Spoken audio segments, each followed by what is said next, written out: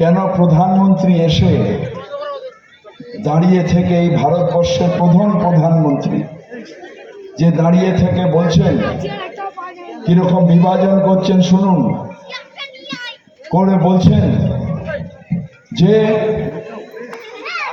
যদি মমতার সরকার আসে তাহলে ঘুষপেটিয়াদের রাজত্ব হয়ে যাবে बोले बोलছে हिंदीते समझ रहे ना क्या बोल रहे हैं हम, ये कल्चर घुसपैठिया का हो जाएगा।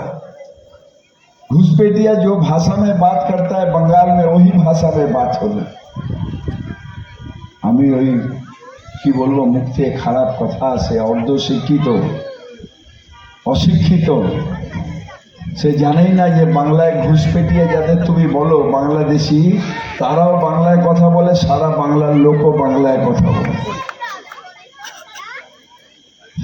কিন্তু মমতা ব্যানার্জি ঘুষপেটিয়া নয়, বাংলার মানুষের ভোটে মুখ্যমন্ত্রী হন। আমি জ্ঞানেশ কুমারকে জিজ্ঞেস করেছিলাম আমাদের উপরে এত নিপীড়ন হয়েছে, আমাদের লাইনে দাঁড় করানো হয়েছে, আমাদের বাপের নাম ঠাকুর দাদার নাম নিয়ে আসতে বলা হয়েছে, লজিক্যাল ডিসক্রিমিনেন্সি, তার আগে ম্যাপিং আনম্যাপিং এত কিছু করেছে।